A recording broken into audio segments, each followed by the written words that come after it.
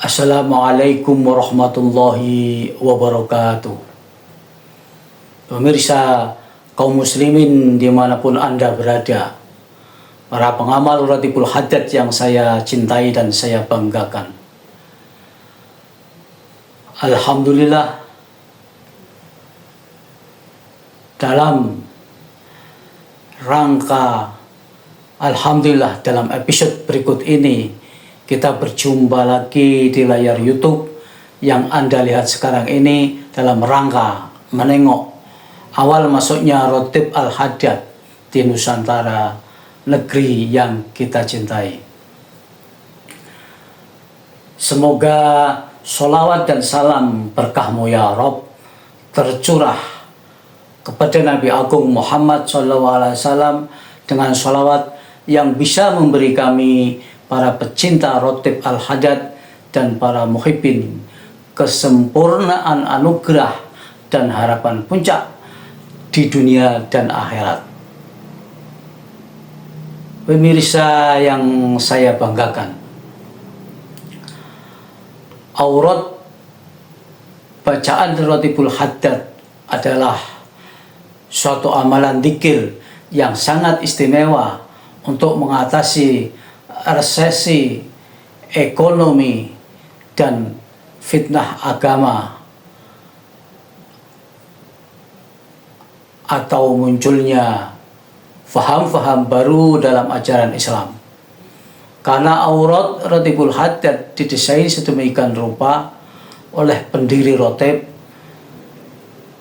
yaitu beliau Maulana Al-Habib Asy-Syaikh Abdullah bin Alawi Al-Haddad,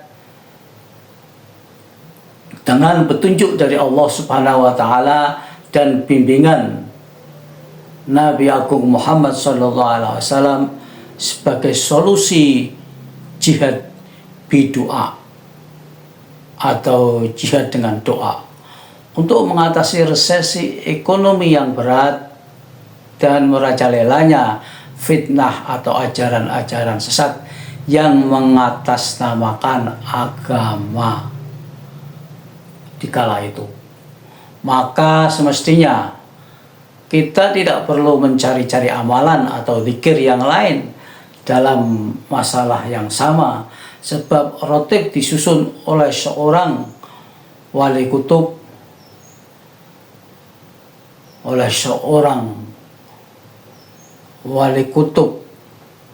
yang tidak usah diragukan kualitasnya. Beliau Shahibur Ratib adalah seorang yang bertanggung jawab terhadap kondisi umat pada saat itu. Karena beliau sebagai pimpinan wali di zamannya, maka disusunlah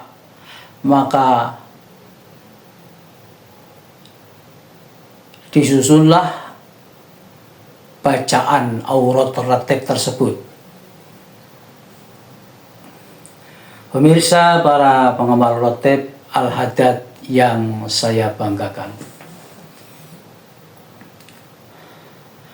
awal masuknya Ratibul Haddad ke Nusantara adalah mulai melalui Kalimantan Selatan, yaitu tepatnya di Banjarmasin, dibawa oleh seorang dai ilallah yang bernama Maulana Al-Habib Asy-Syaikh Abu Bakar bin Toha bin Yahya Al-Alawi dari Yaman. Beliau masuk Banjarmasin dengan mengajarkan Islam dan menyebarkan Ratibul Haddad.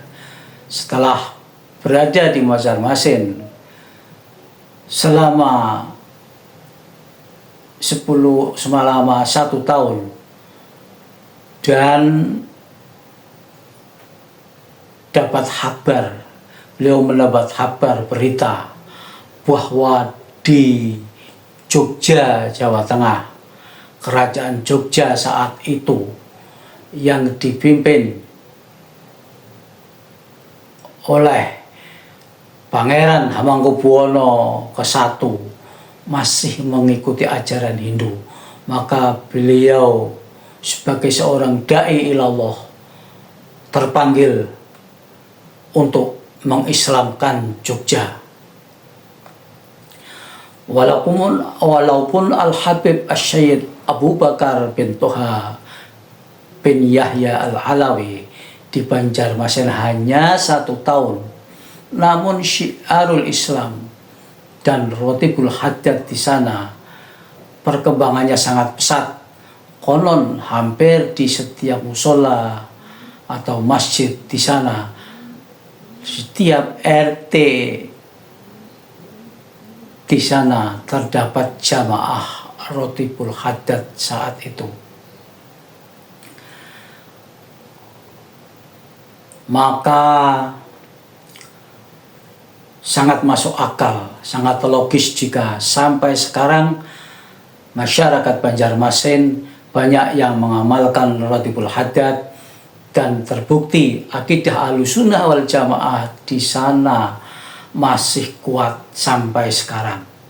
Karena di samping kegigihan dan semangat pejuang para ulama di sana, juga pengaruh aura amalan Rotibul Haddad yang bisa membendung dari ajaran-ajaran yang sesat yang mengatasnamakan Islam.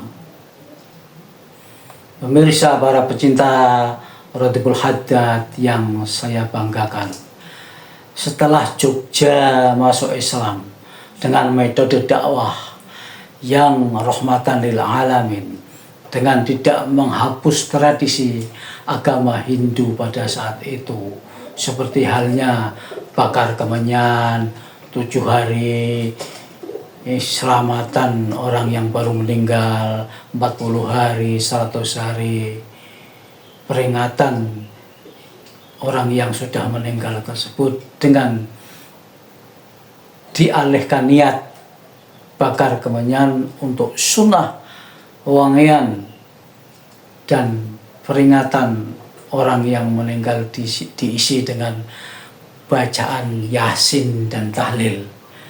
Sehingga pernah terjadi orang Islam mantan Hindu dan orang yang masih mempertahankan agama Hindu, lalu ketika punya hajatan besar bersama, mengadakan doa bersama, kalau sekarang mungkin dinamakan doa kebangsaan, dengan membakar kemenyan di tengah-tengah majelis doa bersama menurut agamanya masing-masing. Maka secara tersirat saat itu Jogja mulai mengenalkan Bhinneka Tunggal Ika. Pemirsa, jadi ternyata tradisi di pemerintahan kita bahwa berdoa menurut agamanya masing-masing adalah warisan nilai-nilai luhur kebangsaan kita dari leluhur sejak zaman kerajaan atas gagasan Maulana Al-Habib Asy-Syaikh Abu Bakar bin Toha bin Yahya Al-Alawi yang bergelar Pangeran Notoikumo. Kalau sekarang mungkin Menteri Agama di Kerajaan Jogja pada masa Hamengkubuwono ke-1 atau pertama. Pemirsa, sebagai seorang ulama, setelah dirasa mengislamkan Kerajaan Pakubuwono ke-1 cukup, maka beliau back to basic, kembali ke asalnya sebagai da'i ilallah dengan membuka pesantren di desa Kayu Geritan, Kecamatan Wonopringgo, Kabupaten Pekalongan, Jawa Tengah, dan tetap menyebarkan Rotib Haddad. Saudara, para pecinta Rotibul Haddad yang saya banggakan, sebenarnya dalam kondisi zaman sekarang ini, amalan rotibul hadat harus digencarkan, diramaikan di musola-musola dan sebagainya di tingkat RT atau di masjid, guna menghalau faham-faham sesat yang mengatasnamakan Islam dan untuk mengangkat derajat ekonomi baik secara individu maupun masyarakat luas. Saudara pemirsa, lebih-lebih di musim hajian atau musim haji seperti sekarang ini, alangkah hebatnya dan sangat istimewa jika diamalkan di Haramain, diamalkan di dekat Ka'bah atau di maqam baginda Rasulullah SAW, maka akan mempunyai dampak yang kuat untuk tegaknya akidah Ahlussunnah wal Jamaah tingkat dunia dan meningkatnya ekonomi umat. Lebih-lebih jika di sana diamalkan secara jamaah, minimal orang 3 satu jamaah, dan insya Allah yang mengamalkan akan menjadi orang yang kaya dan kuat akidah Ahlussunnah wal Jamaahnya. Semoga demikian dari kami, channel YouTube Makmur di Bawongso, dan tolong di-subscribe untuk menyimak kaifiah rotib selanjutnya. Wassalamualaikum warahmatullahi wabarakatuh.